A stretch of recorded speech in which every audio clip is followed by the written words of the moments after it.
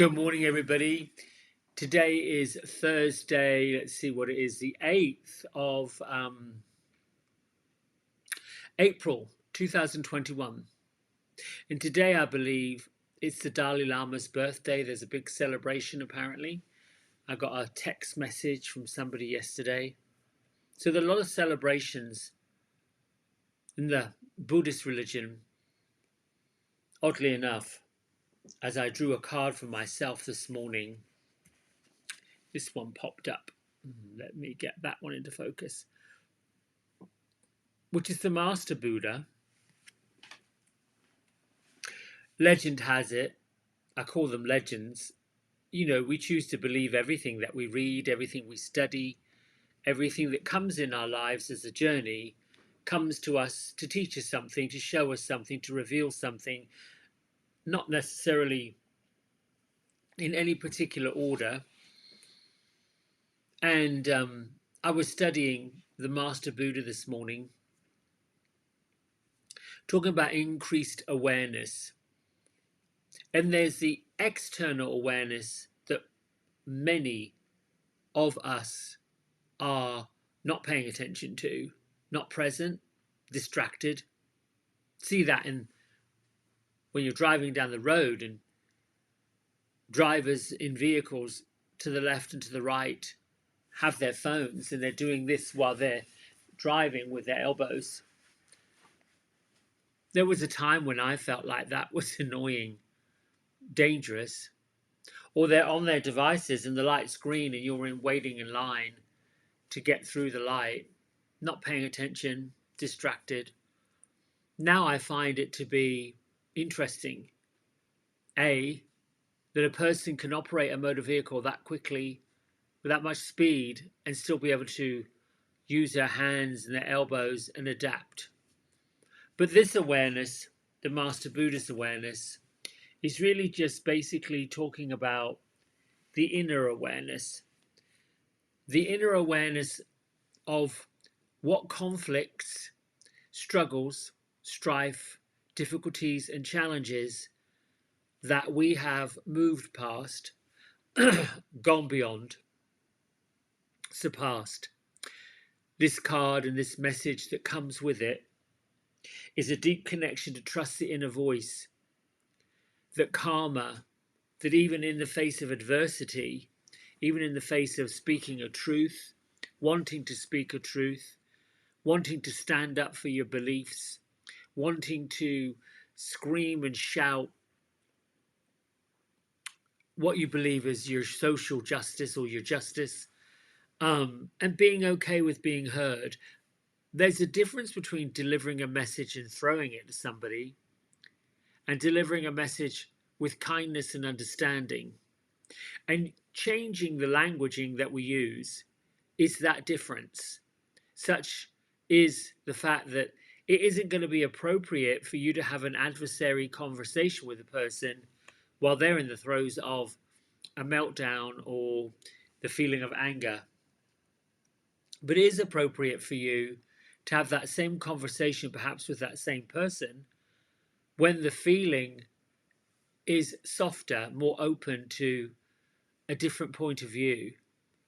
And always remember that we were here together to create a balance and harmony. And somebody's opinion and what they may say or do or believe may be adversary to you in your way of thinking, but remember that there's a reason why they're sharing it with you. It could be they're sharing it with you so you could show them something else, not tell them, teach them, or put your opinions upon them. But it might be that they want to be enlightened and they're looking to you to share the enlightenment. So sometimes people share things about themselves, and you can tell by their body language and the way that they are presenting it, they don't really believe it.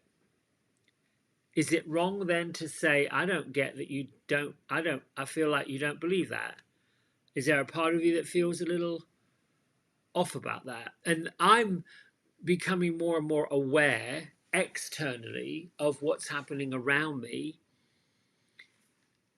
And now I want to be aware of what's happening internally. I want to tap in to my internal guidance. I want to tap into the best way possible to move forward. I wasn't able to do that when I was so distracted with all these different jobs, because there was a time when I felt like I needed to work all these hours and bring in all this money to pay all these bills, which I put on myself. I still have those same bills, still have to pay those monies out, but yet the feeling of failure that I once had for racking up bills, for relying on debts and credit, that's gone. I'm a little more kind to myself, in so much that it's saying, well, you know what? I'm grateful that companies, finance companies, people thought enough of me to extend a line of credit and allow me to purchase whatever I purchased. And I'm grateful, and they get to deserve whatever finance they want, whatever fees and interest they want to charge, because they extended that credit. And I think coming from that place of kindness and knowing that things like air and money and energy and health and vibration is endless. It's what we attract comes from what we put out. The human experience is like a magnet. I truly believe that now. If you're coming out with love and truly love and kindness, not pretending love and kindness, not acting in loving and kind ways, but truly coming from that place, smiling at somebody, telling them, I used to think to myself, well, wonder why somebody said to me, have a blessed day. Isn't every day a blessed day that you get to be here?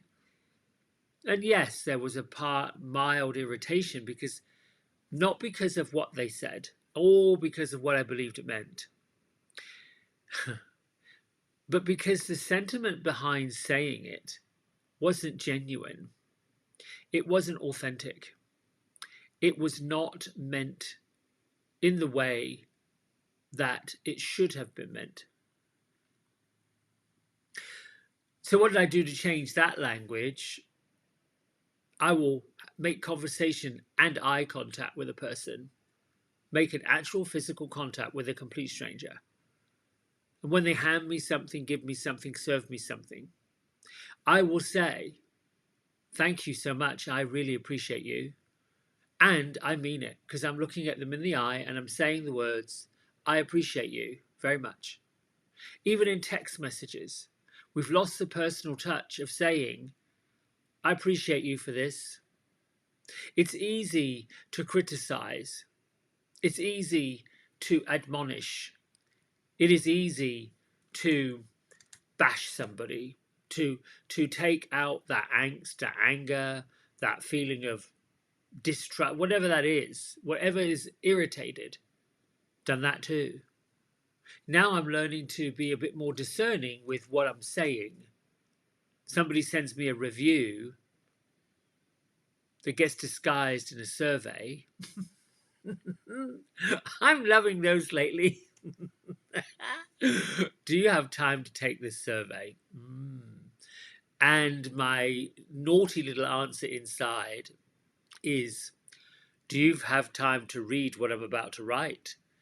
And I always believe that if you're going to ask for someone's opinion, if you're going to say, tell us how we could do better, or tell us how our service could be improved, or tell us where we missed the mark, you better be prepared for the answer. Now, that's not to say that I deliberately, purposely, on purpose, go after to be unkind, or to be rude, or to be unnecessarily hateful. But if there is an opportunity for someone to improve what they're doing, how they're doing it, to better serve a greater cause, I'm up for that. If I believe a company, a situation, a corporation, which in my own personal belief, we are going to see that, and we already are seeing it, and I'll get to that in a minute, about how corporate America, this big thing that people are buying into, I'll get to it in a minute, what I predict for that. But we're beginning to see the deconstruction of it. And how is that showing up? It's showing up in a way that things that we're ordering aren't coming on time. Claims that people have a fast turnaround are proving to be not quite so true. Someone that says, we think enough of you that we're going to give you free maintenance for your vehicle for the life that you own it. And then you get to the maintenance and it is free, but not particularly done with any care. It is pack them in, push them in, shove them out, off we go, one after the other. I'm finding that everywhere. And perhaps I'm a little biased because I was rightfully raised. You shine your shoes, you iron your shirt, or go to the cleaners. You present yourself. And I will admit, first one to admit, I haven't always gone to work like this with a dress shirt on or a tie or a jacket. It makes me feel good when I do it. But there's a time when I felt like I needed to be just a little bit more casual, a little bit more off the cuff, a bit more hip, if you will. I remember when I'm in the hair business, in the image business, I remember when the vibe that came up from young folks was called grunge. Oh, and it was grungy. I was appalled. But you know, the grunge era kind of like expelled up out of the 1970s with the bell bottoms and the patch jeans and the kind of hip hugging and everything else hugging jeans, pants, all of those things. Hair was very sort of long and sloppy and wavy and bushy and not really done with any kind of, well, the women's hair. The men, if you look at Barry Gibb, they were all coiffed within an inch of their life. It's quite interesting. So then the hippie kind of thing went to the 80s. We went the other way. Self-expression, punk, do what you want to do. Nose rings, eyebrow rings, bull nose rings, bright coloured hair, Boy George, Adam Ant, guy liner, men playing with makeup, dress up, all of that. Then we kind of went really quickly into this grungy place where it was all drippy droppy, drippy doopy, looking like you had just crawled out from underneath a bush. And then we went into sort of the 90s the 90s were a bit that grungy stuff. And then with the influence of shows like Friends, Will and Grace, Seinfeld, the TV influence became a little more done, but not overly done. And now, for the past 8 or 9 years, the guys got into really short back and sides with heavier, like a 1940s greased back, very chic looking vibe. And women are spending a little bit more time. They're getting sort of, sharpened up a bit more, wearing, well, we did before Pandemonia. We're going, they were dressing up a little more, getting a little bit more together. Now I don't know what's going to emerge. I really don't. I was having a conversation with somebody about, well, what is trends for hair? Well, the word trend, on trend, trendy, fashionable, bye-bye. It is so much different now. I believe that we're going to enter into more of a minimalist type of social construction, more of a somewhat single file way of lining ourselves up, then rather than multitasking, doing many different things to get a bigger result, those of us that are cultured, socially justice may be lining up with many people to get the same result. So rather than feeling like you have to do everything on your own, you're going to get more accomplished when you line up with people in teamwork. But the teamwork won't necessarily have the construction of leader A that gets to be bossy to all the other little minions. Because let me tell you something, this construction, the corporate America type construction of managers and supervisors and line managers, and you tell me what to do, and you tell me what to do, and you tell me what to do, that's out the window. Due to the fact that we're all having to think on our feet like that, opportunities are everywhere. So the two cards that popped up with that I've said, which is no accident. Let me turn this camera on there. I don't know if you can see that. My camera's in the way. There you go. There we go. There we are. So the one here is the transformation, which came out the other day. It's represented by Archangel Zadkiel.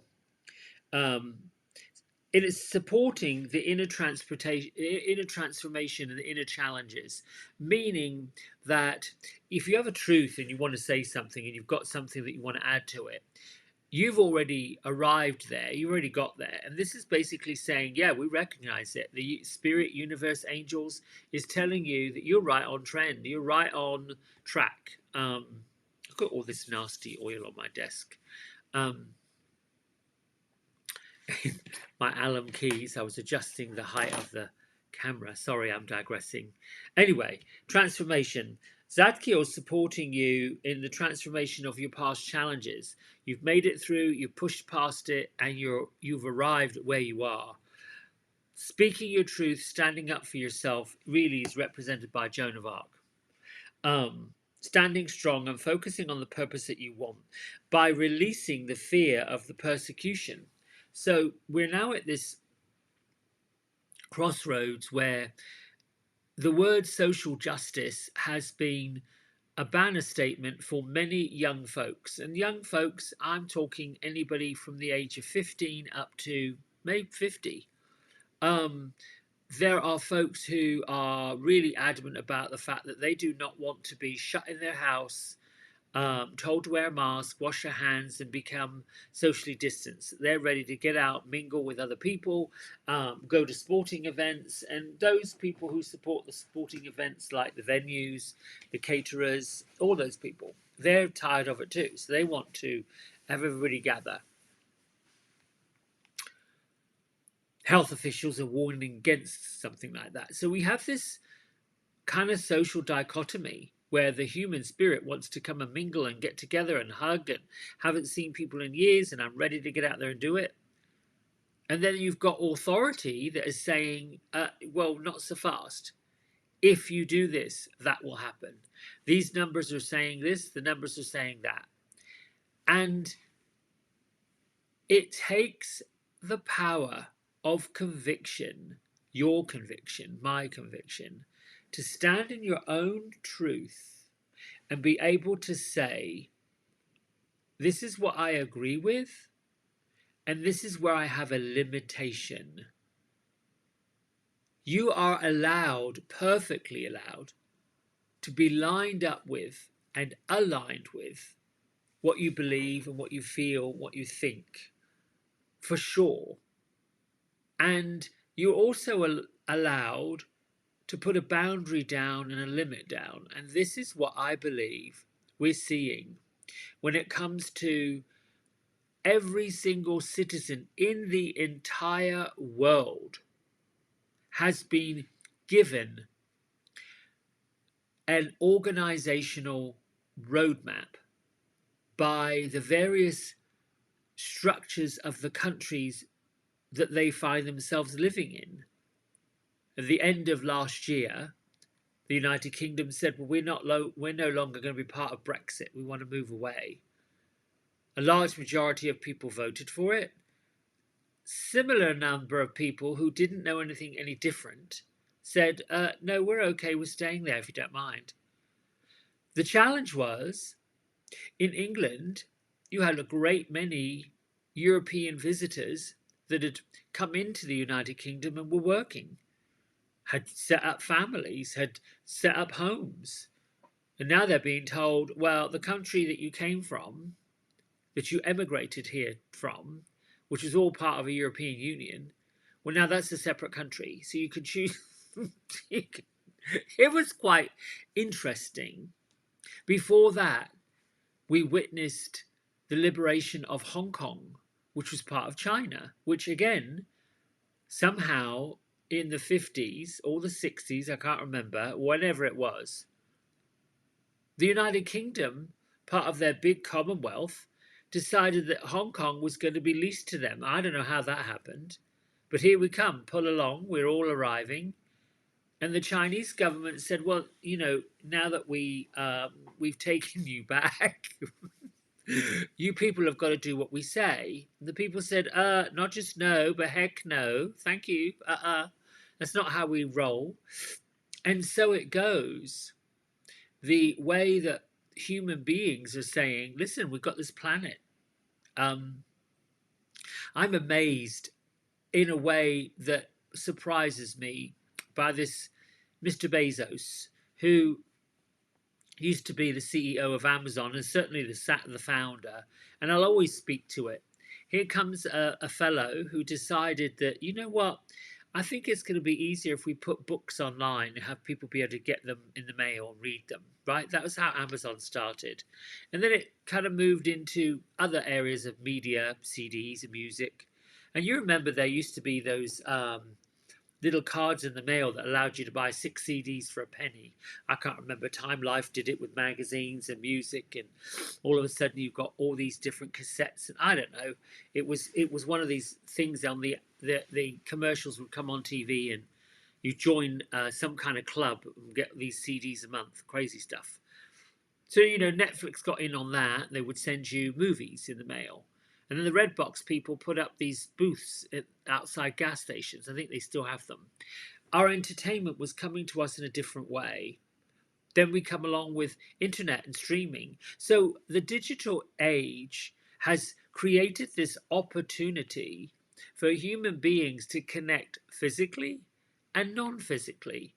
I mean, really, truly, without Mr. Zuckerberg, we would not be able to connect with people in different countries through Facebook. I would say many couples that used to know each other in high school that meet 25, 30 years later wouldn't have found each other without Facebook. And yet, at some point or another, it becomes a problem. Everything at some point or another, let's turn this camera back this way. Everything at some point or another, what's that going on? I don't want that. There, that's better.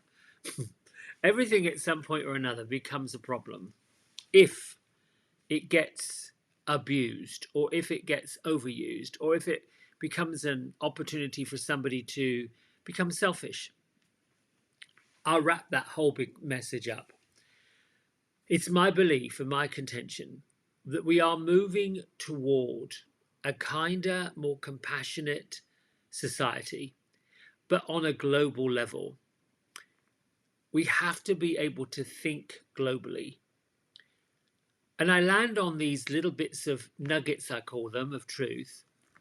My good friend had a baby. Has two, really. Best friend. And I was watching the toddler very, very quickly go from what would normally be maybe, I don't know, 16, 17-month-old into this youngster is almost in the clothes, behaving like, communicating like a 2-year-old. What was amazing to me is that the language that this young person was using was brilliant. It was sign language. Wait a minute. And I had to be like, oh, this is freaking brilliant. If we all adopted sign language, which was really developed for the deaf, and everybody went to school and learned sign language, it's universal. Sign language is the same language they use in Korea. I don't know, Switzerland probably use sign language. It's the same thing. Mouthing the words, which primarily I'd have to wonder, I'm not a scholar, so I don't know.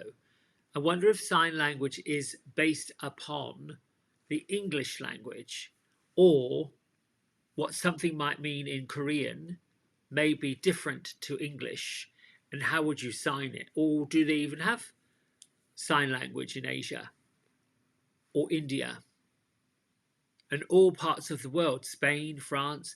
This is the kind of learning that makes my mind go click, click, click, click, click. I tick. Like how much further forward would we go as a society if we were speaking the same language?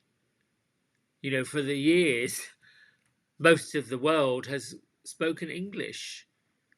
And if you speak to somebody whose English is the second language, they'll say it's the most difficult language to learn. Then why do so many countries adopt it? Well, because for centuries the English have been bombastic enough to say that they demand it that way. It's those things fascinate me. And I'll wrap this whole thing up. Transformation, people, have already happened. It's already here. In 5 years, probably less, we will be installing some sort of rechargeable electrical post outside the house. It will become as commonplace as a lamppost, similar to bicycle racks that you saw with countless numbers of bicycles piled up for you to come and use. You're going to see these posts outside. We already do. I was at a shopping centre and could not. I was aghast at what is that sitting there outside Dick's Sporting Goods. It was a charging station. That's what turned me on to, oh, this is where we're going. This is what we're doing. This is how we're doing it. In the home improvement aisle, aisles upon aisles upon aisles of battery operated yard equipment. The amount of fossil fuel type trimmers and edgers and lawnmowers are minimal compared to the colossal number of rechargeable battery operated things. Two things come up with that. While it might be energy efficient, once they break and they go wrong and the battery no longer charges, it becomes part of a landfill. And those things, when they break down, are toxic. So there has to be a way for these rechargeable implements, and I can see washing machines working like that eventually, ovens that become permanently kind of recharged. Anyway, that's my little bit of science craziness. Let's meditate. Oh no, first we've got to read this. And then I got to get going because I got an early one today. Client, that is. Turning to April the 8th. Oh, I like this. Enjoy the adventure.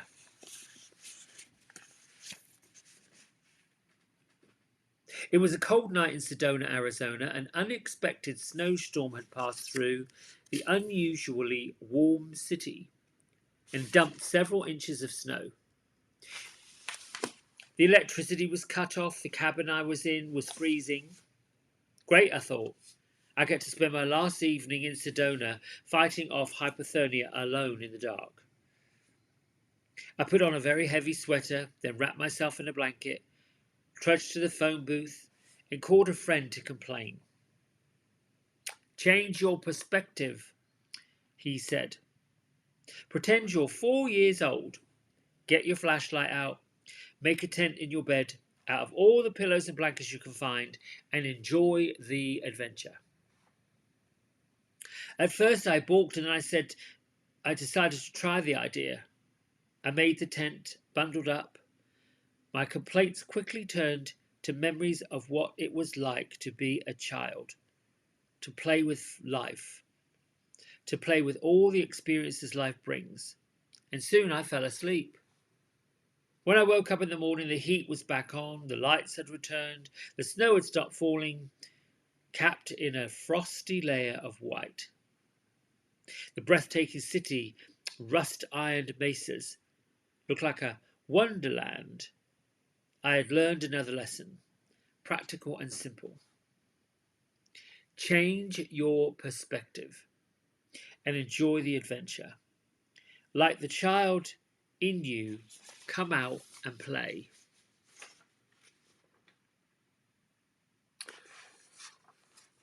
That's really, I think, quite interesting in a nutshell. You can speak your truth, you can know that you've transformed, you can hold on to your beliefs, and you can also tap into your inner child, your inner wisdom, by tapping away and ridding yourself of all the rancid nonsense that keeps on repeating itself. No, I don't believe that people should be unkind to each other. No, I don't believe that people should be held responsible for their sins forever. Yes, I believe that people can be redeemed. Yes, I believe that people can be turned around, that things can happen, second chances. Big believer in that. Only if, again, the second chance pops up in a good way. Somebody realizes, oops, they made a mistake. That wasn't really who they are now. And they learned and transformed from it. That's always a good thing. Even the judgments that we have about people, the kinder we become, the more compassionate we become, the more we help people in the moment. Giving somebody shelter for a day or two doesn't mean to say that you have to become roommates. Giving somebody a hug and cuddling up on the couch, watching a movie, comforting each other, doesn't mean we're going to have an affair. It just means you're sharing a little bit of affection. That's the world, the kind world. The deconstructed structure of what we have for centuries been told is right and is wrong. It is what it is, and it's all done in love and kindness and goodness and compassion. Where is it wrong? And who says it's wrong? Anyway, it's time to meditate on that. I'm trying to get myself situated to see if there's a spirit here who wants to come and talk, but we'll see. I don't get any goosebumps. I feel like there's an energy moving through, so it's possible. All right, feet flat on the floor, or if you're sitting cross-legged, the area of your physical body that's connected to whatever's connected to the earth, that's grounding. The whole purpose of feeling grounded is so that your mind and your consciousness, your awareness, your physical thinking is in the here and the now, integrated on the planet. Knowing how the energy of the room feels against the surface of your skin is grounded. Lifting your toes, spreading them out, placing them back down is grounded. Take a breath in.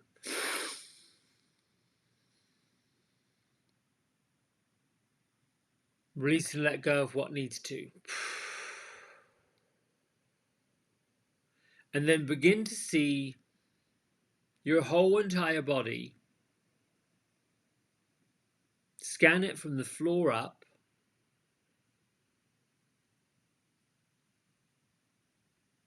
Bring attention to your knees and your hips. Thigh bones between, pelvis.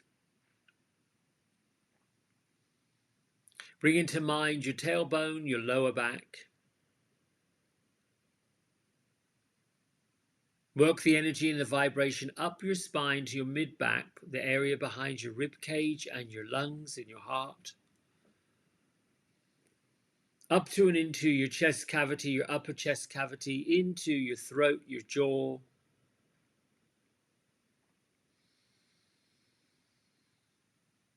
And allow the vibrational energy to seek a reach out through the top of your head and beyond.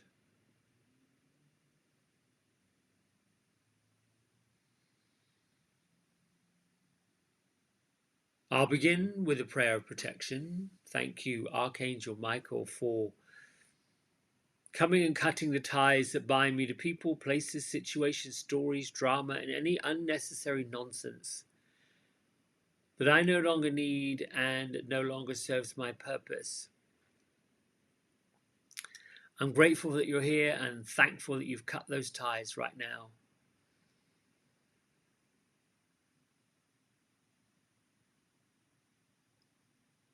You can visualize a lifting, you can visualize a fire burning it off, you can visualize cords being cut around you. The simple vibrational awareness that all negativity, all darkness, all foolishness, all unnecessary information has now been removed from you.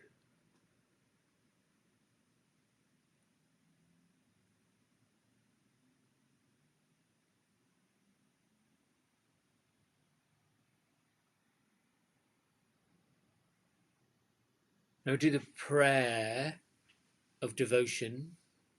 One hand on your heart, one hand on your belly, or both hands at your heart, doesn't matter.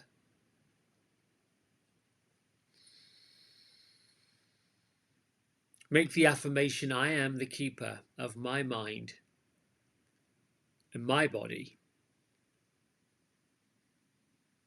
Wherever love is, fear is a stranger, and love lives here, flows here, is with me. Light is here, flows here, and is with me. Gratitude, find that sense of gratitude within you. Let it flow through you. So be it and so shall it is. You're safe and you're free. I'm safe and I'm free. And no matter what, I am blessed, you are blessed. My prayer is the world will be blessed. Take a moment to let the joys of yourself, the joys of your spirit, the joys of the world, the joys of the great creator, and all the goodness, the great things are being bestowed upon you, given to you, to lift and transport you to even greater gifts.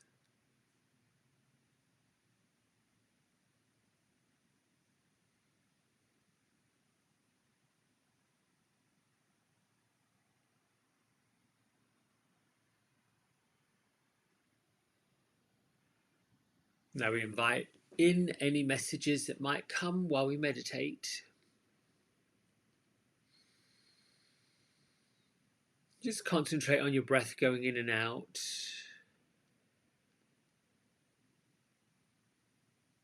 Your intention is out there. You're allowing the light of the divine,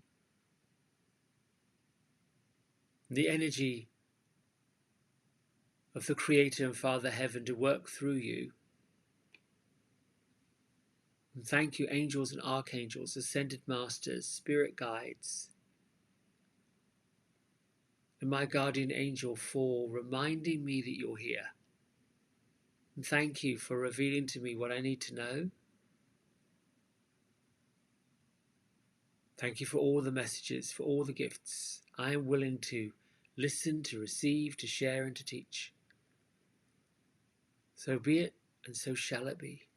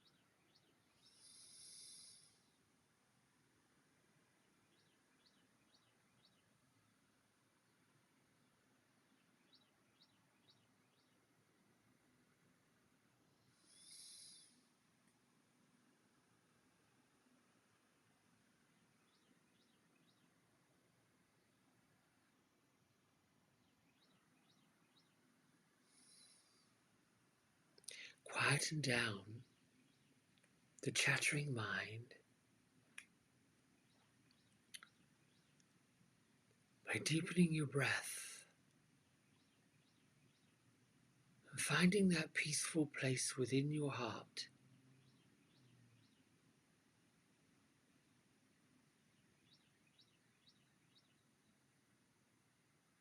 And come through the channel as part of the Miriam energies. Our role is to bestow light and peace, kindness and compassion, truth and transformation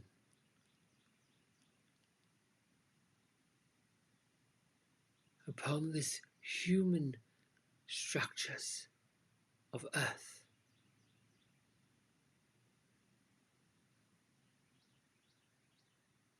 There has been and will continue to be many changes.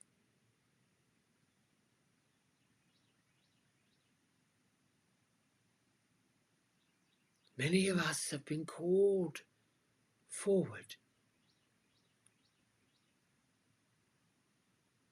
to line up and vibrate along with Earth Masters. That would be you.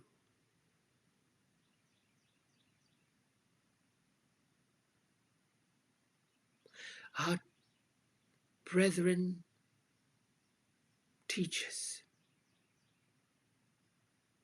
in spirit and in physical form, are lining up with the spirits in human form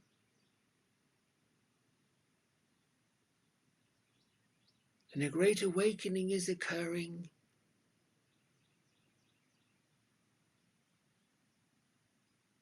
the likes of which have not been seen before.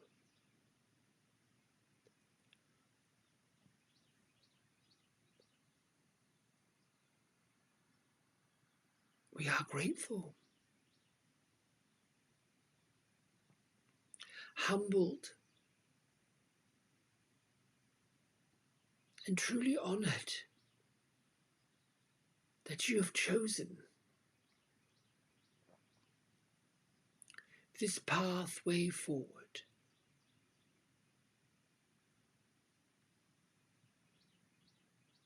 Even more so,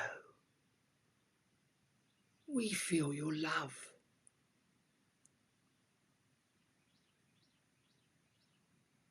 We have always protected you, always loved you, always come to spiritually guide you. And to have this feeling that you feel it and you see it and you are open to it is the most euphoric feeling for us.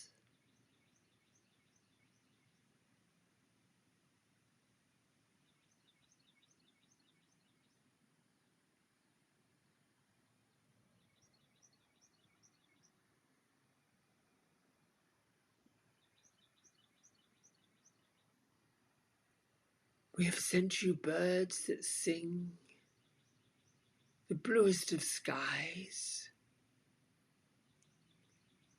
the hardest of rains, the brightest of thunderstorms. We've sent you the massive energy to cleanse and to heal and to lift and to vibrate.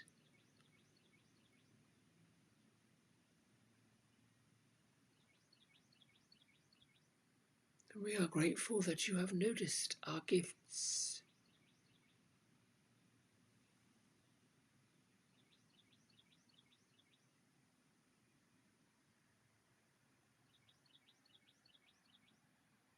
Do what you need, my friends, my brothers.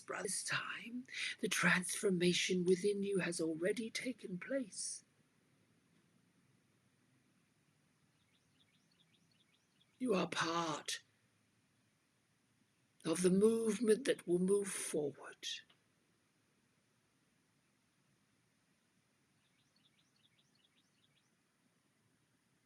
Lift your vibration by laughing more, becoming more playful, becoming aware that your spirit is lifting, opening, brightening, strengthening. The gifts of love, unconditional love, the gifts of partnership, and the security those partnerships offer are the blessings by which you can live by, for you have attracted these blessings upon yourself.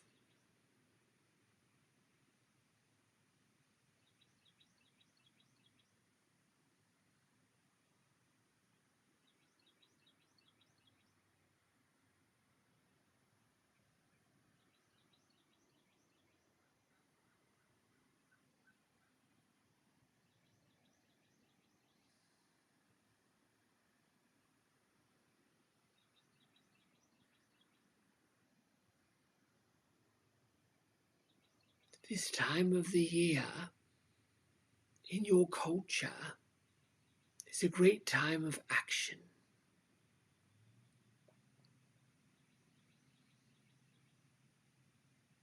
The message we have for you this day is to stay steadfast in your inner truth,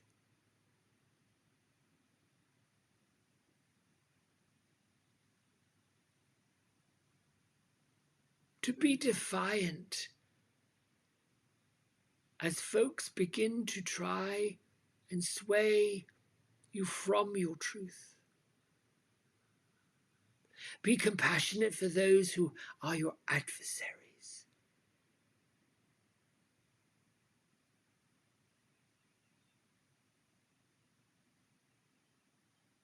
The lesson is for you to remain peaceful and compassionate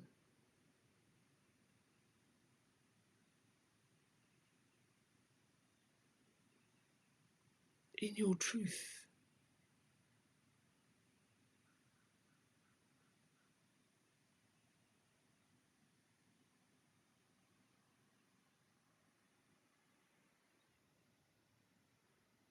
Be grateful for your adversaries for sharing their own truth with you.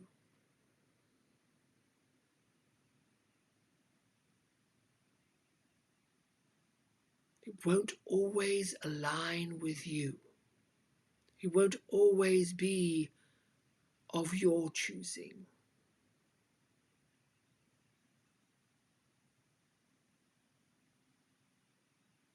No matter what the discontent, disbelief, challenge that is placed upon you, you can be grateful for the lesson learned. Thankful the person thought enough of you to share. Thankful the information comes to teach you that this is not the way. This is the adventure. This is lovely little channel.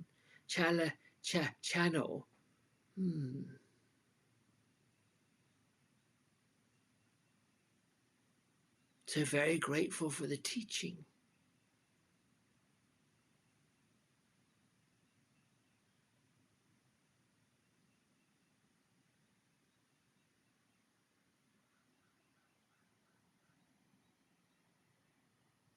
It's quite amazing that this person that allows us to use the energy, that allows us to come and speak every day, has struggled with self-confidence, has struggled with being seen, has struggled with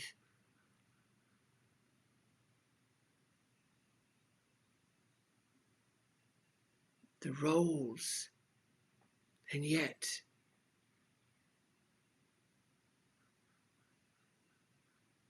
far more skillful, far more accomplished, far more qualified than the average person.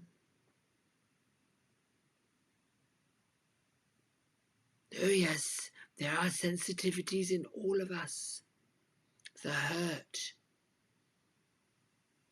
the anger.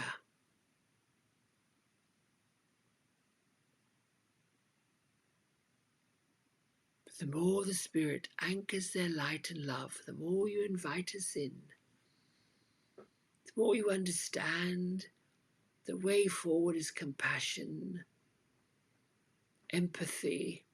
These are unseen energies, vibrations that others see. Those that are not of compassion, and those that are not of love, and those that are not of light, and those that are not of justice, and those that are not of the highest possible vibration for themselves and others, they will not see you. They will not be vibrating along with you. They will not affect you.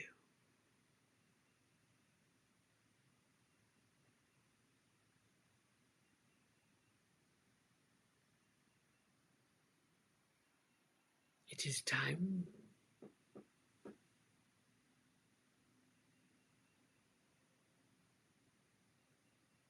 for the channel to return. Thank you. We love you.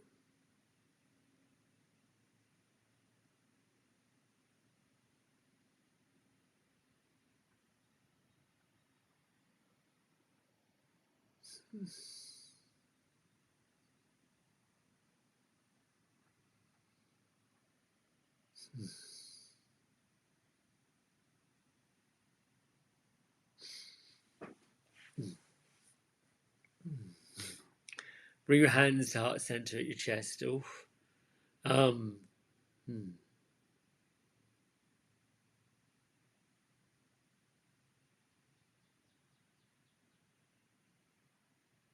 Before we lift our thumb knuckles, I want you to picture a circle right in the middle of your chest, a circle of light that is that opening beacon of your heart. And think of it as an LED light. Just keep the image of that circle with you.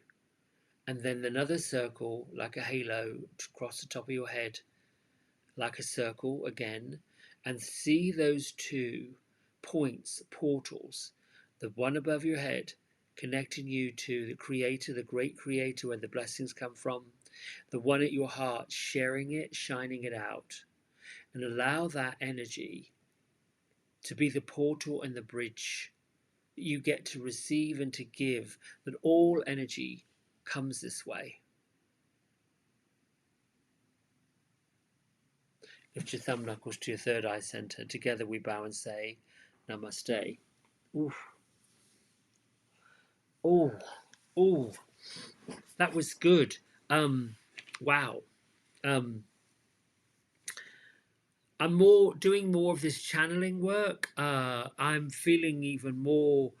It's a bit like an expansion. So this time, it wasn't just one of. It was a bit.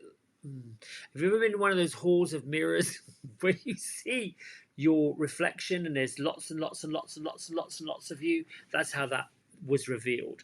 The last little visualization of this lovely halo felt like a spotlight, and then there's another one that sort of comes out this way. That's how energy is received. And I didn't get it till this morning, so thank you for letting me share that. You're getting that, putting the visual thing to how it all works. Yeah.